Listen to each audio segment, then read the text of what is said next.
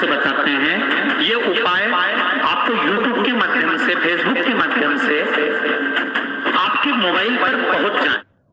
शरीर में मुझे ये रोग हो गया है, मुझे शुगर हो गया है, मुझे बीपी हो गया है, मेरा ब्लड प्रेशर ऊंचा नीचा रह रहा है, कोई भयंकर रोग, मेरे रिश्तेदार को कोई कैंसर जैसा रोग हो गया, किसी को कोई थायराइड हो गया, किसी को कोई किडनी और लीवर में सूजन हो गई, किसी को कहीं किडनी और लीवर में तकलीफ हो गई। तो शिव महापुराण की कथा कहती है, नवग्रह शिव महापुराण की कथा कहती है कि बेलपत्री के वृक्ष के नीचे महामृत्युंजय मंत्र का जाप जो शुक्रवार की शुक्रवार घी का दिया लगाकर करता है, उसके रोग बाबा देवादिदेव महादेव समाप्त करके चले जाते हैं। ये संजीवनी मंत्र शुक्रवार के दिन भगवान शंकर को शुक्र को दिया था, इसलिए उसकी प्रधानता। शुक्रवार के दिन बेलपत्री के वृक्ष के नीचे बैठकर घृत का दिया लगाकर शरीर में जो रोग है उसका स्मरण कर शंकर जी से विनय कर, हे भोलेनाथ, आपने शुक्र देवता को संजीवनी मंत्र दिया है, तो क्या आप मेरे को वो मंत्र प्रदान नहीं करोगे? मेरे रोग, मेरी बीमारी, मेरे दुख को आप नहीं हरोगे?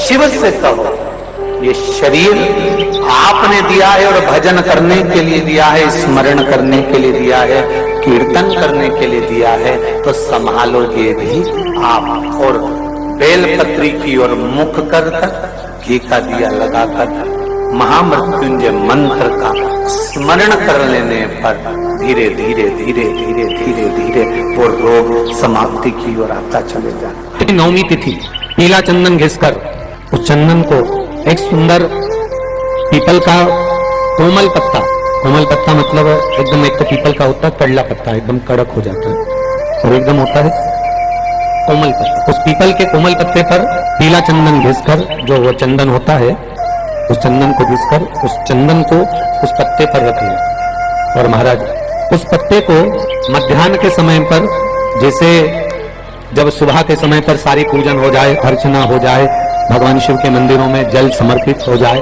उसके बाद में जब बाबा एकदम आनंद में विराजे हों, तब जहां शिवलिंग रखा होता, जैसे ये शिवलिंग है और ये कटी भाग जहां शिवलिंग रखा हुआ है, इस कटी भाग पर जहां शिवलिंग रखा है उसके पास में ही 3 उंगलियों से चंदन का लेपन उस कटी भाग पर करना। जो उंगलियां लगी रहेगी उसी को अशोक सुंदरी वाली जगह पर स्पर्श कर, और अशोक सुंदरी वाली जगह पर स्पर्श कर कुछ देर तक चंदन लगे रहने देना है। उसके बाद में उस चंदन को वापिस निकाल कर लेकर आना है, उसको भी निकाल कर वापिस लेकर आना है। फिर बाबा का स्नान नहीं कराना, केवल चंदन लेकर आना, उसी पीपल के पत्ते पर एक डिब्बी में उस चंदन को आप रख लीजिए।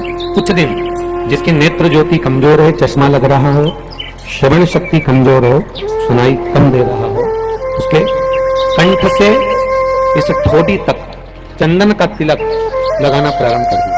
नेत्रों के नीचे थोड़ा सा वो चंदन लगाना प्रारंभ कर दीजिए। लगभग 20 से 22 दिन तक आप उसका प्रयोग करिए, और एक रुद्राक्ष का जल शिव को समर्पित कर उस जल का आचमन करना प्रारंभ कर लीजिए। लगभग 22 दिन लगेंगे, धीरे धीरे फिर जाकर डॉक्टर को जांच करा लेना, नेत्र की ज्योति बढ़ना प्रारंभ हो गई। पर विश्वास के साथ, भरोसे के साथ, कि सबसे मूल अगर कुछ है तो विश्वास मूल है। मानो तो मैं गंगा मां हूं और न मानो तो बहता